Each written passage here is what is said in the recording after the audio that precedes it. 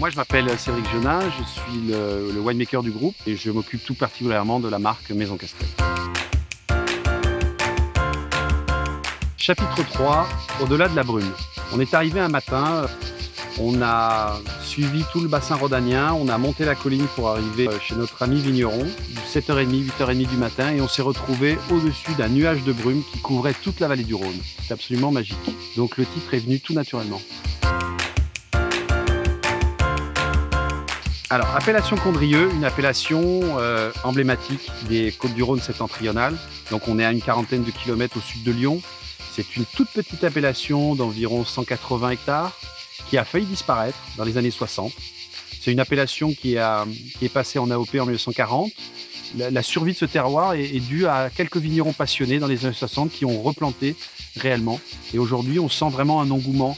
Vous avez des petites terrasses qui sont tenues par ce qu'on appelle des chaillets. Donc ce sont des petits murets en pierre sèche qui sont montés par les vignerons et qui permettent de tenir les terrasses. Donc tout ça, c'est vendangé à la main. Et c'est le terroir emblématique du Vionnier. On s'est associé avec deux vignerons, mais à peu près sur les mêmes terroirs. Deux vignerons, Lionel et Yves, mais qui nous proposaient deux itinéraires complètement différents.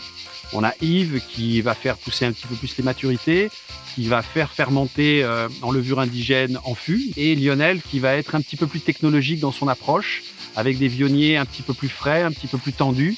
Et c'est l'association des deux qui a donné cette personnalité justement à notre Condrieu.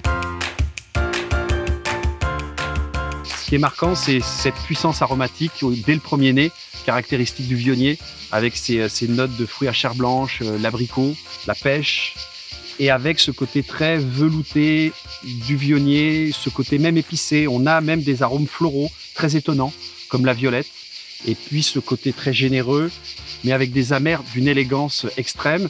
Et c'est même l'amer en bouche qui va donner aussi cette complexité. On est sur un vin sec. Ce qu'on appelle un vin sec, c'est un vin sans sucre. On a une certaine opulence, beaucoup de gras en milieu de bouche, beaucoup de générosité. Donc en effet, des poissons travaillés, même des viandes blanches, sur des fromages délicieux, même des fromages forts, faut pas hésiter. Il peut y avoir des desserts, une tarte tatin bien cuisinée, c'est absolument magique. C'est ne pas à boire en sortie du frigo. Voilà, il faut qu'il prenne un petit peu en température quand même pour que l'expression aromatique se fasse et que l'ampleur en bouche soit appréciée. Donc on est plutôt aux alentours de 8-10 degrés.